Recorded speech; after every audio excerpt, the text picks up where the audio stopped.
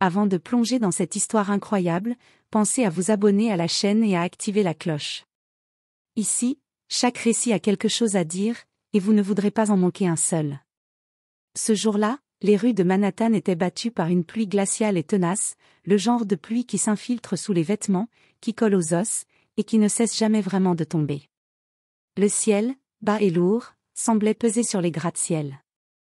Les néons des enseignes formaient des reflets tremblants sur l'asphalte détrempé, et les klaxons résonnaient comme des appels vides dans un monde qui avait oublié la douceur. Les passants marchaient tête baissée, parapluies ouverts comme des boucliers contre l'humain. Personne ne regardait personne. Dans ce flot impersonnel, une silhouette fluette longeait les bâtiments, longeant les murs comme une ombre fuyante. Elle glissait entre les flaques, les yeux rouges, les lèvres bleues de froid. Son jean était mouillé jusqu'aux genoux, et ses chaussures, trouées à l'avant, laissaient passer l'eau comme un entonnoir. Chaque pas semblait peser une tonne. Son manteau, trop grand, trop usé, portait encore l'odeur d'un autre. Une odeur de renfermé, de poussière, et de désespoir. Mais c'était tout ce qu'elle avait. À l'intérieur, elle cachait un trésor plus précieux que tout l'or de Wall Street, un petit carnet noir, presque déchiré par le temps, qu'elle gardait contre sa poitrine comme un talisman.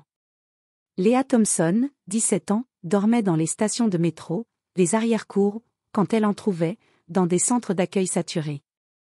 Elle vivait dehors depuis 11 mois.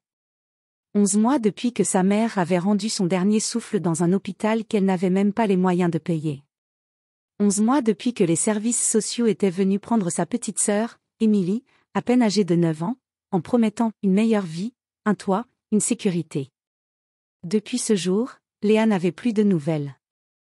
Le carnet était tout ce qu'il lui restait, rempli de dessins d'Emily, de souvenirs griffonnés, et d'un seul numéro de téléphone.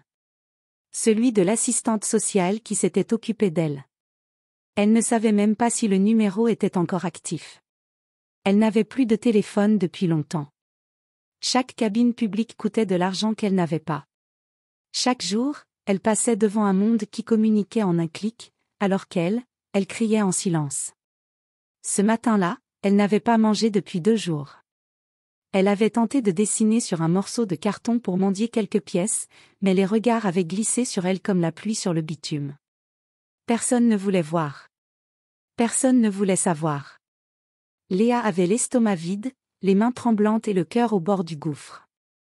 Et ce fut à ce moment précis, dans ce mélange de fatigue et de détresse, qu'elle commit ce qu'elle n'aurait jamais cru faire un jour. Elle ne voulait pas voler. Elle avait toujours résisté. Elle préférait mendier, fouiller, échanger. Mais ce jour-là, le monde l'avait trop oubliée, et sa dignité, rongée par le froid, la douleur, et le silence, s'était effacée un instant devant la nécessité. À la sortie d'un café de luxe sur Broadway, en plein cœur du quartier des affaires, l'agitation battait son plein. Les serveurs en uniforme couraient entre les tables chauffées en terrasse, des rires étouffés s'échappaient des verres en cristal, et les moteurs des berlines noires ronronnaient dans l'attente de leurs propriétaires fortunés. Parmi cette scène d'élégance mondaine, un homme en costume 3 pièces fendait la foule avec assurance. Ethan Crowley, 42 ans, affichait cette froide prestance qu'on retrouve chez les hommes qui ont bâti des empires à la force de leur volonté. Il parlait vite, en anglais rapide et tranchant, un téléphone dernier cri collé à l'oreille. Dit à la commission que s'il ne signe pas avant vendredi, on retire tout. Oui, tout. Je ne suis pas là pour mendier leur approbation. Son regard balayait distraitement la rue. Il ne voyait ni les sans-abri sous les porches, ni les enfants qui mendiaient quelques pièces. Il évoluait dans un monde parallèle, celui de la performance, des transactions, des décisions qui déplacent des millions de dollars en un clic. Arrivé près de sa voiture avec chauffeur, il s'interrompit brièvement. Il posa son téléphone sur le rebord d'une large vitrine pour fouiller sa sacoche, à la recherche de ses écouteurs. 1 seconde. 2. Et ce fut suffisant. De l'autre côté de la rue, Léa observait la scène, le souffle court, le ventre creux. Elle avait reconnu l'appareil, un smartphone haut de gamme, probablement un modèle récent. Un téléphone qui, s'il ne l'aidait pas à appeler, pourrait peut-être être revendu. Mais Léa n'était pas une voleuse de métier. C'était la détresse, pas le vice, qui guidait son geste. Ses yeux firent un aller-retour entre l'homme et le téléphone. Il tournait légèrement le dos, absorbé dans sa recherche. Une fraction de seconde d'hésitation. Puis son corps se lança, mu par une impulsion aussi ancienne que l'instinct de survie. Elle traversa la rue d'un bond souple, attrapa l'appareil du bout des doigts, et s'évanouit dans la foule. Aussi vite qu'un chat effrayé. Ethan ne vit rien. Pas même l'ombre d'un mouvement. Quand il leva enfin les yeux, son téléphone avait disparu. Il jura, sec, pensant d'abord à une erreur. Puis son visage se crispa, déjà prêt à faire jouer tous ses contacts dans la cybersécurité. Pendant ce temps, quelques kilomètres plus loin, dans les entrailles humides de Brooklyn, Léa s'était réfugiée sous une bâche bleue, derrière les palissades d'un chantier abandonné. Le béton était froid sous ses jambes, et l'odeur de rouille et de gazole flottait dans l'air. Elle tremblait de froid, les doigts engourdis, tenant l'appareil volé comme si c'était un animal blessé. Elle appuya longuement sur le bouton. Le téléphone s'alluma. Pas de code. Pas encore verrouillé. Léa sentit son cœur battre si fort qu'il couvrait presque le bruit de la pluie. Elle navigua maladroitement dans les menus. Il y avait des centaines de noms. Des messages. Des applications inconnues. Mais elle n'avait pas le luxe d'explorer. Elle ouvrit simplement le clavier, et tapa le seul numéro qu'elle connaissait par cœur, celui du foyer où Emily, sa petite sœur, avait été vue pour la dernière fois. Elle porta le téléphone à son oreille. Une tonalité. Puis deux. Puis une voix de femme, lointaine, brouillée. Allô? Service d'aide aux mineurs, bonjour. Léa se redressa. Emily. Emily Thompson. Elle est là? Elle est encore là-bas? Mais la voix au bout du fil devint floue. Des parasites. Puis un grésillement. Léa cria, pleurant presque. S'il vous plaît. Répondez. Je suis sa sœur. Mais la ligne coupa net. L'écran devint noir. Batterie à plat. Léa resta figée un long moment, le téléphone dans les mains, les larmes se mélangeant à la pluie. Elle n'avait pas réussi à parler. Pas réussi à entendre une réponse. Mais elle avait essayé. Pour la première fois depuis des mois, elle avait approché quelque chose qui ressemblait à de l'espoir. Elle resserra le téléphone contre elle, le plaça sous sa veste, à l'abri, comme un bijou précieux. Elle ne savait pas encore à qui il appartenait, ni que ce geste allait la placer sous les projecteurs du monde entier. Ce téléphone, ce simple objet, n'était pas celui d'un inconnu. C'était une passerelle. Un pont fragile entre elle et le monde qu'elle croyait perdu. Un fil tendu vers sa sœur. Et ce fil, sans qu'elle ne le sache encore, était connecté à un homme puissant, au cœur fermé par des années de pouvoir et d'ambition, un homme qui, grâce à ce vol, allait redécouvrir ce que signifie aimer, perdre et protéger. Le lendemain matin, le ciel était toujours gris, mais la pluie avait cessé. L'air restait humide, lourd, comme si la ville n'arrivait pas à respirer complètement. Léa, les cheveux encore collés par la pluie de la veille, s'était levée tôt. Elle avait entendu parler d'un stand de soupe populaire organisé non loin d'un parc de Lower Manhattan. Elle s'y rendit, pieds douloureux, le ventre noué par la faim, mais aussi par une tension sourde.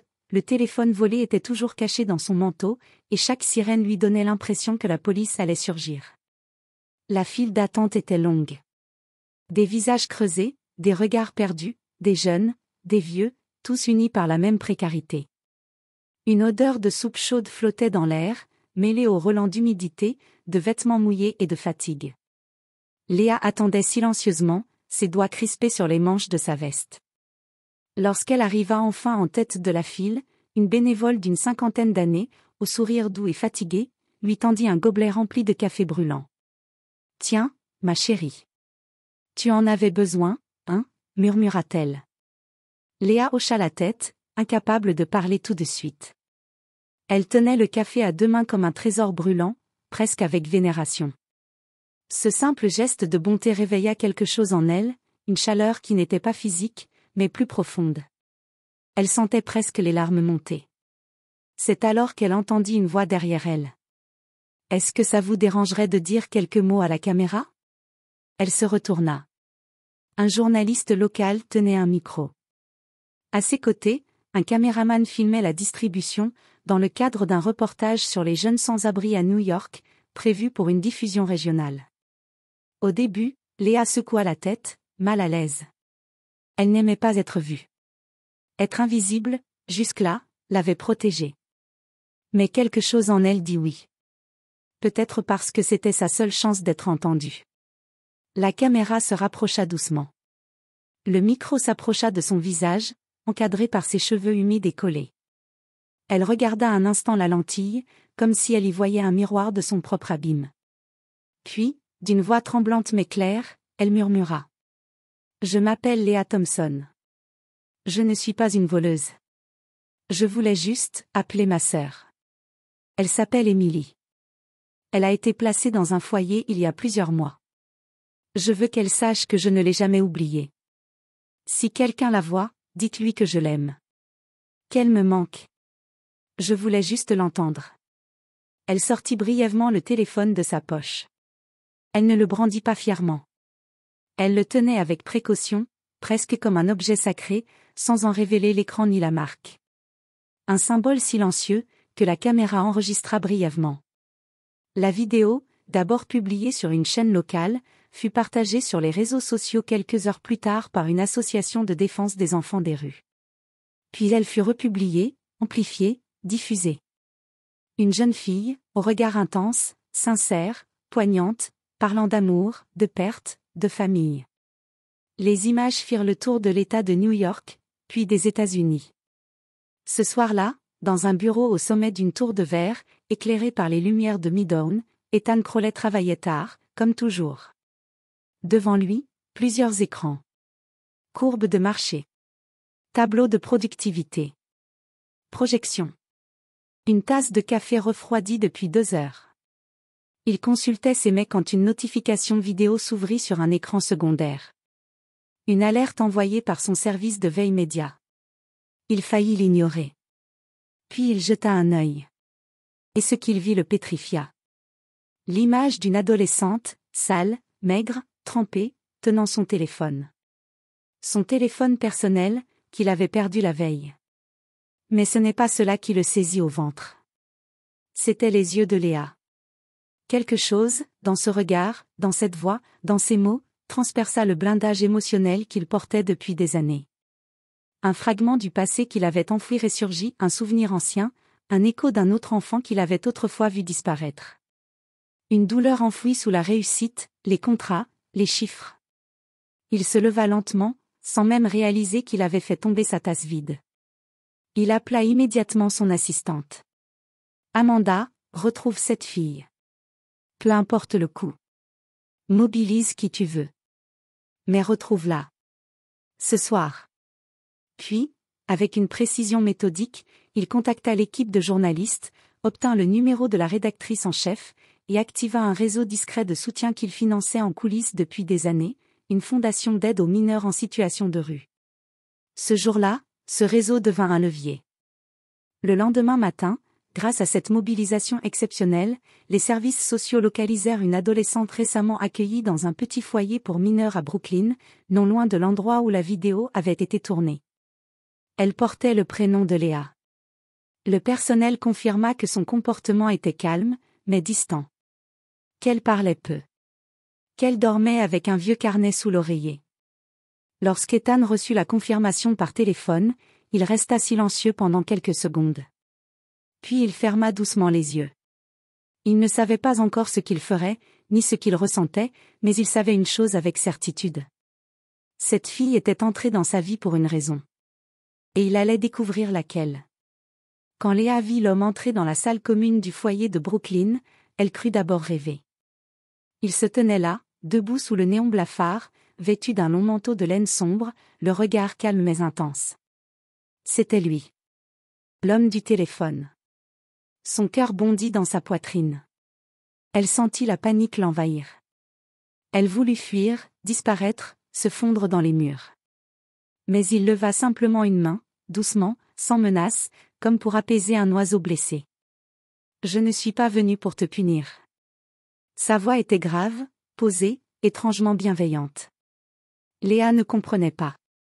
Elle recula d'un pas, méfiante, les poings serrés. Je suis venue te remercier. Elle plissa les yeux, confuse. Était-ce une moquerie? Une façon détournée de lui tendre un piège? Mais non. Il avait l'air sincère. Presque, touché. En me volant, tu m'as rappelé pourquoi j'avais lancé mon entreprise. Pour changer des vies. Pas juste pour empiler des chiffres sur un tableau. Je m'étais perdue dans mes propres réussites, Léa. Toi, tu m'as réveillée. Tu ne m'as rien pris. Tu m'as rendu quelque chose. Léa resta figée. Aucun adulte ne lui avait parlé ainsi depuis la mort de sa mère. Aucun regard n'avait posé sur elle cette forme de respect, de reconnaissance. Pendant une seconde, elle eut envie de croire à cette main tendue. Mais son instinct de survie parlait plus fort. Pourquoi? Pourquoi tu ferais ça? Ethan Crowley s'approcha d'un pas. Il s'agenouilla presque à sa hauteur. Ce géant des affaires, ce magnate qu'on ne voyait que dans les pages de Forbes, se trouvait là, à quelques centimètres d'elle, sans fierté, sans arrogance. Parce que moi aussi, j'ai connu la rue. Je ne parle jamais de cette partie de ma vie. Mais avant les tours de verre, avant les chiffres, j'étais juste un gamin paumé dans le Bronx. J'ai eu de la chance. Toi, tu m'as rappelé ce que j'avais oublié. Je veux t'aider. Pas parce que tu m'as volé. Mais parce que tu m'as éveillé. Il lui tendit une carte. Au dos, un nom écrit à la main, Grace Morgan, tutrice privée. Elle t'accompagnera dans les semaines à venir, si tu acceptes. J'ai réservé une chambre pour toi dans un foyer spécialisé, avec accès à un programme artistique. Tu n'as rien à prouver, Léa. Juste à être toi-même. Léa sentit sa gorge se nouer. Aider? Gratuitement? Sans condition? Elle n'était plus habituée à cette lumière. Mais au fond de son cœur, une étincelle vacillante reprenait doucement vie. 3 mois plus tard. L'hiver avait cédé la place à un printemps timide. Dans une petite salle du quartier de Tribeca, transformée en espace de retrouvailles, Léa attendait. Les mains tremblaient. Son carnet, usé mais intact, était posé sur ses genoux. Une porte s'ouvrit. Une fillette brune, fine, les yeux identiques aux siens, entra timidement. Émilie. Sa petite sœur. Léa se leva lentement, les larmes brouillant sa vue. Elle ne dit rien. Elle tendit simplement les bras. Émilie courut. Le silence fut remplacé par un sanglot partagé, pur, ancien. Un lien réparé. Autour d'elle, quelques bénévoles, une assistante sociale, Grace Morgan, et Ethan qui observaient à distance, discret, les mains croisées. Plus tard cette année-là, Léa, désormais âgée de 18 ans, franchit les portes de la Parsons School of Design avec un dossier artistique complet, des lettres de recommandation, dont l'une signée personnellement par Ethan Crowley, et un avenir à construire. Elle ne vivait plus dans la rue. Émilie avait été placée avec elle sous tutelle légale, grâce à l'intervention d'un juge bienveillant, alerté par la Fondation Crowley. Léa poursuivait des études de design graphique, avec un accent particulier sur les récits illustrés pour enfants. Elle avait commencé à écrire l'histoire de 2 sœurs séparées par la vie, mais réunies par un miracle inattendu. Et sur la première page, on pouvait lire.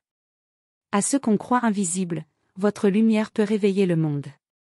Merci, Monsieur Crowley. Des années plus tard. New York brillait sous un ciel d'automne limpide.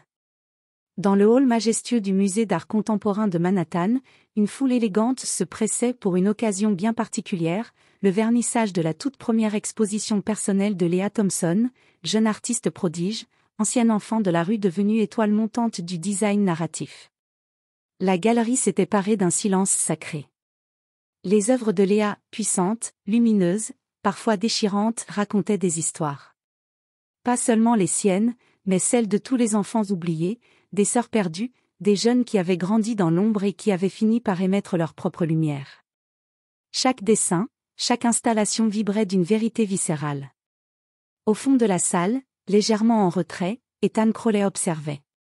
Il portait un costume sombre, sobre, bien loin de la prestance froide de ses années en affaires. Dans ses yeux, on lisait une fierté silencieuse. Mais aussi un trouble profond, un secret lourd qu'il portait depuis quelque temps déjà. Car quelques mois auparavant, lors d'une simple procédure administrative destinée à financer les droits internationaux d'une œuvre de Léa, il avait découvert quelque chose d'inattendu. Un document, parmi d'anciens dossiers familiaux, oubliés dans un coffre scellé depuis des décennies. Une série de lettres. Un test de maternité non réclamé. Une photo. Et enfin, une attestation d'identité, le frère cadet d'Ethan, William Crowley, disparu dans un accident de voiture à l'âge de 24 ans, avait eu une relation de longue durée avec une jeune femme, la mère de Léa. Les dates coïncidaient. Les lieux. Les noms. Les courriers. Tout s'emboîtait. Ethan fit ensuite vérifier discrètement par des tests génétiques. Et la confirmation tomba. Léa n'était pas simplement la jeune fille qui l'avait aidée. Elle était sa nièce. Son propre sang. Son frère disparu avait laissé une fille dans ce monde. Une fille qui, par un étrange tour du destin, était venue frapper, presque littéralement, à sa porte, des années plus tard. Mais Ethan n'avait rien dit. Pas encore. Il n'en trouvait ni le courage, ni le moment. Il avait peur de troubler son équilibre. Peur qu'elle pense qu'il avait voulu l'aider par devoir, et non par cœur. Il la regardait vivre, évoluer, grandir, devenir une femme forte, et il se contentait d'être là, à sa place, en retrait. Comme un tuteur invisible. Ce soir-là, Léa monta sur scène, vêtue d'une robe crème simple, élégante, les cheveux relevés. Son regard cherchait les visages dans la salle, et se posa un instant sur Ethan, au fond. Elle lui adressa un sourire. Puis elle prit la parole. Je voudrais commencer cette soirée avec un souvenir. Il y a des années, j'étais une gamine perdue dans la rue. Je n'avais rien, sauf un carnet et un numéro de téléphone. J'ai volé un portable. Je pensais que c'était un simple objet. Mais ce téléphone, il m'a permis de retrouver ma sœur. Il m'a ramené à la vie. Un murmure d'émotion parcourut la salle. On m'a dit un jour que j'avais volé un téléphone, mais la vérité, c'est que j'ai volé mon destin. Applaudissements. Certains avaient les larmes aux yeux. Au fond de la salle, Ethan baissa la tête, les paupières lourdes. Il essuya discrètement une larme. Il comprenait maintenant pourquoi, ce jour-là, dans la vidéo, quelque chose en lui avait réagi. Ce n'était pas l'émotion d'un homme face à la détresse d'une inconnue. C'était la mémoire du sang. Un lien enfoui, mais vivant. Une présence qu'il avait reconnue sans comprendre. Ce jour-là, il n'avait pas retrouvé un simple téléphone.